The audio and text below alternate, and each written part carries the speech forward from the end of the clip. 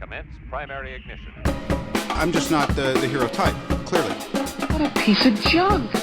Enterprise, this is the captain. I got a bad feeling about this. It's all part of the plan. Engage. Welcome back to Podcast 2 for 1. We are back again. My name is Donovan Thompson. I'm Daniel Wingfield.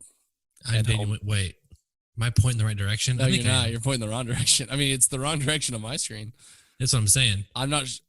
Well, the thing is, you know, the weird thing is right now we're looking the Zoom I'm looking at is we're on the wrong sides of the screen per our normal setup. Like I'm on the right, you're on the left. And oh, really? So right on my screen, but I guess you can just move them around wherever you want. I'm going to move them around. Yeah, you're over here as far as I'm concerned. That's right. Now the problem is now with our remote setup, you're actually doing a lot of the editing now, just because of how it's working out. So now you can like do whatever you want with me. I know. Instead I can't of wait me till the doing end. whatever I want with you. It's gonna be fun. Can't wait. Yeah. Sure. Anyway, as you guys can see, we are back in the. Well, I'm in the studio still, a little different because setup, there's literally no one else there. There's so you're no very one isolated. There's no one here. We got headphones on. Prove it. Yell "fuck" really loud into the office. Yeah, fuck. Actually, that doesn't prove it. We would do that anyway. Yeah, we would have done that anyway. That's not a big. Like, even if everyone was there, we do that. Yeah. Anyway, we're here today. Podcast 2 for 1 is back. We had like a week break, which actually, if you look at it, we were only gone like from our last upload, I think like 12 days ago. Okay, that's not bad. I mean, which is not bad. And listen, you desperate little piss ants that are asking for more content. We did like 14 episodes in March. Okay, I don't even know. It was a lot. It was a lot. There were several weeks of like 3 episodes. But we did a lot. Yeah, so you could have watched the backlog. You could have. You had plenty of time. You still have plenty of time, actually. Yeah. Anyway, we're back. There's a thing we talked about a couple weeks ago. There was the 3-year anniversary of Logan. And we're back with the baby cast. So we're going to keep this one short and sweet. Review. Yeah, like a retro review, retrospective. Kind of really, I mean, here's the review, I think, for both of us. It's 11 out of 10. Yeah. So now let's just talk about the impact, and let's talk about the cool shit about it and just kind of where it got us. One cool thing, they don't know this, Daniel. I think it was your first viewing. So it was my second viewing. We saw it together. Yeah. Yeah. Yep. Like not very long after the movie came out. I know you probably saw it opening night. I saw it twice in like 24 hours. So yeah. Damn. I saw it. Was me the second one? You were the second one. Okay, so we saw it like the day after. Oh, okay. I think we saw it on a Sunday. I don't remember. Okay. Anyway. That sounds right, yeah. One thing I remember is getting out of the theater and I was ugly crying. And this is my second viewing.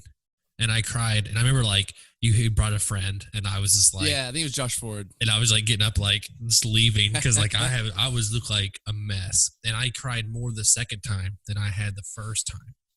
And I think that makes sense. I think that makes sense because I mean I think the first time, you know, you're just kind of taking it all in, and it's almost so much information and emotions to take in that you're kind of like on this where you're just taking in constant new information. Then the second time you really get to like ingest it and like sit with it and really be in those scenes. Well, I think the big thing for me was that the first night I watched it, you know, obviously it's been out for 3 years. If you don't know by now, Logan dies in the movie at the end, right? Right. And at the first night viewing, like I loved the movie, but there was just something bothering me about it, like in terms like emotionally, and I couldn't really sleep. I couldn't sleep well that night. And then the next day, I went and saw it with you that night, and then it kind of dawned on me, like, oh.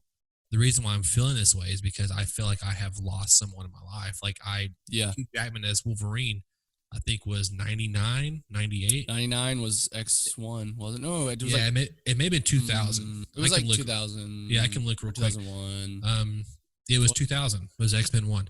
And which is so that was, so that was 16 or 17 years. 17 years. At the time, yeah. Yeah, at the time. 17 years at the time.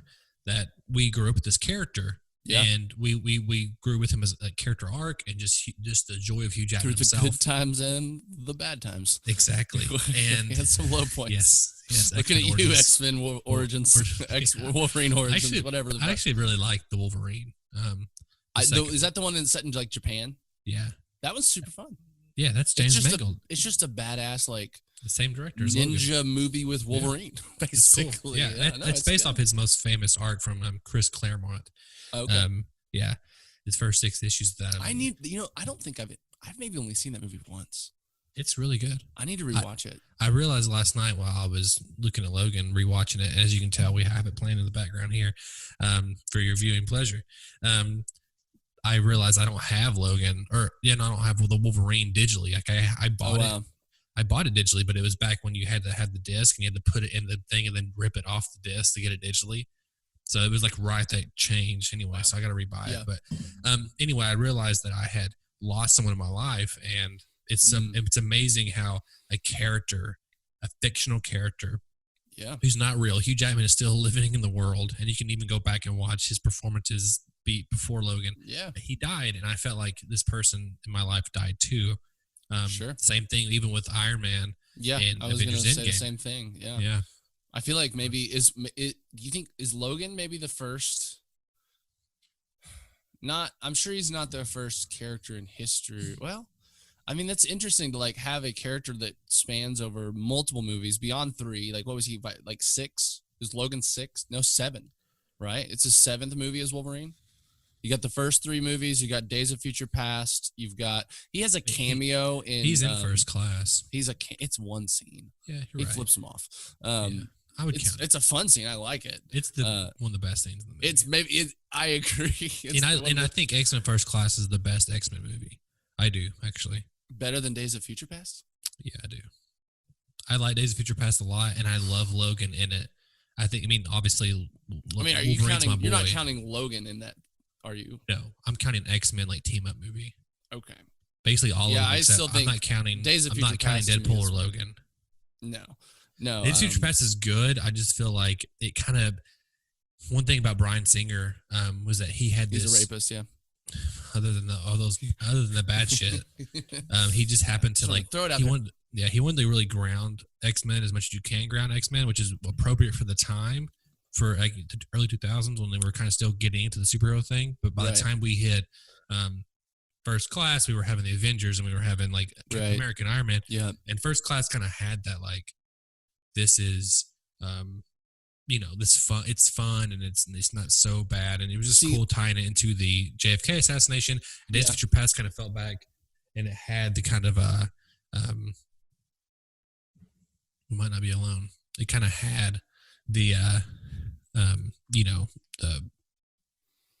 don't know, the dourness again, and like the bland costumes and the really overall. To me though, the First Class, like, it was trying to be like young and playful, but all that came across so fake to me, and so like, they're trying to like make a young adult X-Men, like have these like young adult kids and all the young adult things that young adult like genre comes with, which is like relationship drama and love triangles and all these kinds of things that are just like, and when you set them in like the high school era, I'm just like, it just did not connect with me.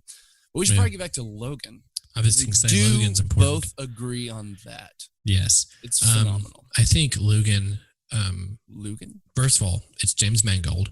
It's not only, keep this in mind too, it's something I kind of always forget about until I go back and revisit it. It's not only Hugh Jackman's last movie, it's Sir Patrick Stewart's last movie as it's Picard, or not Picard. One of my favorite performances of his that I can recall. It's crazy. It's been interesting because I've been watching a lot of Star Trek Picard this week and catching up with that for our episode later this week, which we will review in finality, the first season of Picard.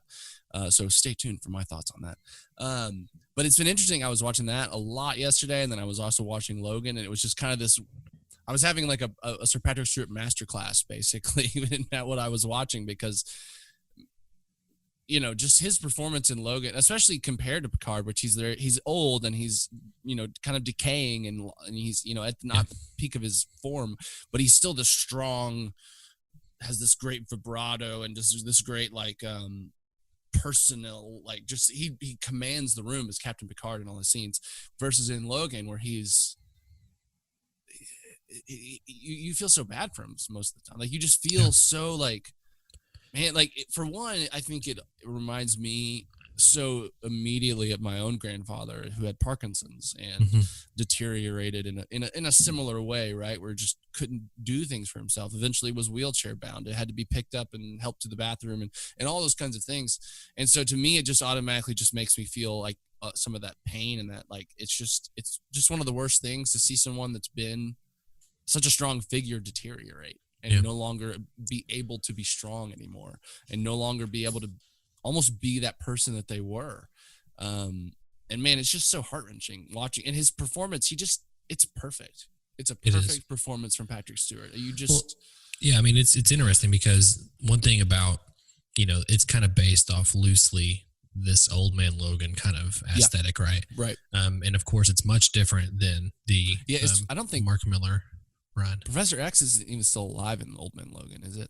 I feel I've read up a lot on it. He's That's not. Mostly like Logan versus the Hulks. In that one. It's very much more like a lot of Hulk incest. If you want some Hulk, peak Hulk incest content, check out the Old Man Logan. Well, if someone told me that Old Man Logan is the greatest like graphic novel of all time, I'd go, all right. I'd be like, okay. Yeah, it's definitely like of graphic novels that I want to read, it's probably one or two. But with this, like that and maybe like the Batman New 52 or something. Yeah, the similarities pretty much start and end with just the aesthetic of Logan himself, and even then it's kind of different, and it's just like this older version. Well, and it's set in the future. That's very much. But other than that, the other kind of similarity is in the comic, Logan was tricked by Mysterio to kill all the mutants, and he does that. Oh, and so, wow. Yeah. So in the movie. And we're very much Stewart. alluded to, or pretty much confirmed that Charles Xavier, he's like had a seizure basically, killed and I think that's again like so much of the interesting part of that is that in Patrick Stewart's character and how he even plays it, like that, like the time when they're like leaving the hotel after the seizure. When they're in Oklahoma City, and he's just repeating, I'm sorry. Like he's just repeating, like you just feel so like gut wrenched for him, right? Yeah. Like just like, oh man, because he can't help it, right? Like he can't. He has one of the most powerful minds in the world in history, and it's now deteriorating. Small second here, I'm getting a little feedback on mine. Do you hear me at all? Like a little popping? Nope. I hear a little bit. Whenever you talk, I hear feedback. No, I don't hear it. It's all good on my end, which should mean it's recording correctly. Okay, so beware. This is our true test flight of this software. We tried it last night. Yeah, Donovan's internet sucks. Thanks, Conway Corp. Fuck you. No, you're right. It is heartbreaking to see kind of this. It is. He's like, example, there's a line like, "Oh, now you remember me." Logan talking to him, and he's like, "I always remember you. Sometimes I just don't recognize you." Oh man, that opening kind of moment where they introduce him, and Logan's in the water tower. It's just like so sad. You just cuts in the tower makes it look like stars almost. It's the production design is gorgeous in this whole movie. Yeah. And one thing I think is really cool. Well, let's just we have 7 minutes left. Let's kind of run through some things. Yeah, we'll see. Yeah, one thing. It's really cool seeing the Berserker Rage Wolverine that we've been promised, or not promised, but we've just been wanting to see as comic book fans, right? The rated R, the thing is like the one thing I want to see in this movie going in, I was like, I just want to see claws go through someone's chin and out the brain. That happened in the first scene, and I was like, yes, I was very excited. Oh man, it's that opening fight scene is brutal, but it does such a perfect job of setting up everything. Right, like it sets up Logan. You like automatically understand where Logan is from that scene, like and just how he carries himself. Like, well, a big thing is even like him wanting to like, don't shoot the car, shoot me. My car's my money. Exactly. Like he's become this he's become kind of a normal person, which is so startling to see after we've seen like this swashbuckling like world saving time traveling Logan from all the other films, and all of a sudden he's a limo driver. It's just it's a wonderful way to like ground him and make everything feel, oh shit, things are different. Yeah. Other thing, how do you feel about just the nature of the world where it wasn't? I think if I remember correctly, I haven't watched it in a while, all the way through, but it's they kind of do something where there's crops and they do something to the effect that they basically put something in the sugar, right, and like in sodas and bread, and it kind of takes out the mutant gene. They kind of kill him by basically capitalism. Yeah, I mean, they definitely talk about how the guy, I can't remember his name, is the same actor he's the faux Moff Tarkin in Rise of Skywalker. Yes. Yeah, Yeah, he is. yeah, but anyway, he does talk about how he killed off the like he's the reason mutants no longer exist. Yeah. I don't remember exactly how they said they did it, but that sounds right. It was something to do with like the manufacturing. Like I think they did do it through like some kind of like that's how they did it so widespread. Something like, very simple. Yeah. Yeah. So there's that, and then there's also, how do you feel about having the evil Wolverine, the clone, like the unhinged Wolverine? That was a cool moment, and it looked amazing. It did look. I mean, the CGI was very. I mean, I'm sure he acted those scenes out, and they did a lot of like. That wasn't a pure CGI character, was it? It was. Really? Doesn't that blow you away? That's pretty amazing. It's amazing. So I remember when I first watched it, I just felt a little bit bored by that decision, just because I think kind of the easy answer to any superhero film is who's the bad guy? It's a bad version of the superhero, right? Like that's just like kind of what every Marvel origin story has almost been that exactly. Every one of them. Like Iron Man, he fights a bigger Iron Man. Hulk fights a bigger Hulk. Black Panther fights a different Black Panther. Like, you know what I mean? Like that's kind of the thing for most origin stories. And so especially this not being an origin story, which I feel like you can kind of give it a pass because you have to do so much exposition in an origin story that you kind of have to choose your battles in terms of how fleshed out things are going to be. So, being the seventh in the final film in his series, I was a little bit disappointed. But rewatching it, I feel like it's very thematically perfect. I think so. It has to be. It is. Which kind of brings me to the next point, is that you have now X-23, who is Laura. So you have someone, it's a clone. Basically, Laura is his daughter, but really she's a clone of him. Made from his DNA, but yeah. Yeah. So you have that, which is, of course, it's all about family and reconnecting your family. Yeah. The themes of the movie. But then, so you have a clone of her, and like this is basically, it's kind of almost like, I forget what the number was. The evil X-24, Wolverine. I think, was the Wolverine. Maybe it was the Wolverine clone. So it's literally like this is what. Remember, because X-23 was just referencing the serum that they used on her. Right. So they had used the X, and I think all of her friends had been X-23 like experiments. Like they had all been used the X-23 on them, and they were like imperfect, right? Like that's why they were going to kill them, because they wouldn't follow orders. Do you remember that? Like when they're doing the flashbacks, when they're watching the nurses' videos on her phone. Mm-hmm. Like the reason that she rescued them all is because they were about to kill all those kids because they wouldn't listen to orders, and that was they were trying to make weapons. So the X-24 serum, which made the cloned Wolverine, had like no mind, and that's what they wanted. He was orderable. It's perfect soldiers. Yeah, exactly. But yeah, so he represents like there's no nurture, all nature. Yeah. And she represents nurture, or what she could become him. But you know, what is Logan? Right. What does he bring to the table that makes her special and different, and not the bad version of himself? Because that's what the whole thing is. There's even moments where he's like, "Don't do that," and she's like, "Well, you kill people," or there's I'm paraphrasing, but he's like, basically, be better than me. Yeah. No, I think, and just to stop on this for a second, Laura, God, I think she almost steals every scene she's in. She's powerful. She's powerful. Like, first of all, the whole first half of the movie, she doesn't talk, which is impactful. Like, it makes you pay attention to her facial expression so much.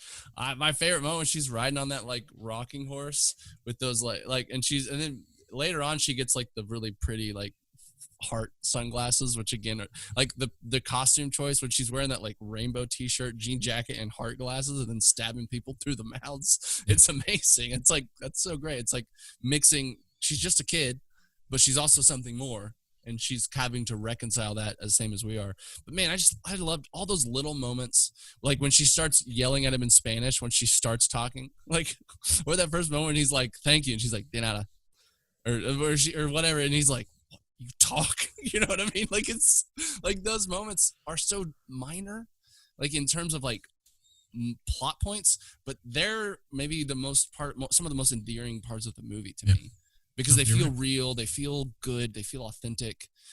And honestly, their chemistry is, Laura and Wolverine's chemistry is amazing. It's Yeah, you're really right. good. It's very sad that we could talk about this all day long. We're running out of time. Real quick, do you think that Hugh Jackman will come back for a Secret Wars kind of event with like Robert Downey Jr., Chris Evans, Hugh Jackman, Tobey Maguire? Stop. I mean, Come. Stop. don't do that. Yeah. I want to hope it's like some of my biggest wishful thinking that he would. I mean, like, and If they did that- I feel like I remember there's some quotes floating around from, because obviously Sir Patrick Stewart and Hugh Jackman both said we're done. This is our swan song. Like and I think I really appreciate it because they were like we feel like these were perfect like exits for our characters, and we just don't see why we should do anything different, kind of thing, right? You're beeping. I do. From your end. It sounds like someone's like trying to find their phone. 1 second. Hopefully it's not the fire alarm and the building's burning down. We don't know. And it's just me filling air because Donovan's checking something out and doing something. So I'm going to fill this motherfucker air. Okay? What do I want to talk about? I don't know. The joys of quarantine recording. I have no idea what this is. It seems like it's in the room. Is it in the room? Yeah, I have no idea. Some beeping. It sounds like it's not a fire. Is it a smoke alarm? All right, I'm going to fill some more air. So, obviously, I'm filling air. And it stopped. I don't know. I was wondering, is it a fire alarm? That's what I was thinking at first. But like, Was it happening in your room? it was like next to my computer. The sound. Huh. I don't know. Anyway, I'll have to Well, wrap this up pretty soon. despite that brief interlude, I filled all the air great, by the way. Sorry, what were you or You was hear me I? good? Oh, yeah, I can hear. I can't. You're just like really bad audio. Can you hear me now? I can hear you. It's just like really bad, like bad interference. Garbly. Yeah, really bad. Well, That's why I was sounds good on wondering. my end. So, Well, hopefully it works. right. But I think you were asking me like, would they come back? Like I said, I think there was some quotes after Logan that said, "Hey, we're done. This is just the perfect exit for our characters. It would feel wrong to return and try to do anything more after this." Yeah. Right. But I also, and maybe this is just wishful remembering. I feel like there was like some like, of course they got the question, and it may have been like after the Fox acquisition, or when that was rumbling, when those rumors started. I feel like someone asked them, "Hey, but what about MCU? What would you do?" And I feel like one of them maybe said they would consider it, like maybe doing an MCU movie. He did say that. He Is did it say Hugh that. Jackman? Yeah, it was Hugh Jackman. Yeah. He said So- he would only come back for to be in the Come- Avengers. He'd Yeah. come back for the and, Avengers. oh man, like Infinity War Endgame broke my mind. This would like turn my mind into mush. Like how much like just like You sound would like just- a robot, by the way. You sound like literally like the lowest robot. oh carbon really? Yeah, it's gas. just the connection a little bit, but it should be fine on my end for Yeah, recording. but I can read your lips though. So That's good. I'll Yeah. be a little bit more enunciating so you can No, have you an don't- you easier don't have to do job that. at that. Well, Okay. final Anyway, thoughts. it would break my mind, and I think it would be the most perfect thing maybe ever. If you had all of our beloved Avengers plus all of our favorite like X-Men Avengers coming, God, ugh, it'd be amazing. I would die. Okay, so where can our listeners write into us, Daniel? They can write into that or this little graphic. It's on one of these. I'm corners. hoping it's right. There. Yeah. No. Here. Yeah, I would. Yeah. bit.ly/2for1mail. That is bit.ly/2for1mail. And let me just say, if you are enjoying these beautiful graphical, podcast. I'm sorry. our boss just Those are broke boss. the rules. Cheers. Shout out to McCabe. If you are enjoying these beautiful new visuals and graphical presentations like I am, you have only to thank Mr. Donovan because he just spent most of a couple of days, not work time, mind At you, work time. but on personal time making these, and they're perfect. And so, shout out to Donovan. Thank you for making our podcast, especially our remote podcast, look a little more shiny. Yeah. And speaking of cool things, right below, you can check out all of our social media platforms. We are on Facebook, Twitter, and Instagram. And of course, if you want to watch the show, we recommend going on YouTube and checking out there. It's the best way to consume the content. Daniel, it was nice having you on here. Hopefully this week we'll be back for Picard. Yes. You know what? It was really good. I missed last week. Yeah. And it's good to be back on it. I'll see you in a couple days, I guess. Yeah, that'd be awesome. All right. Well, my name is Donovan Thompson. And I am Daniel Wingfield. And we have spoken.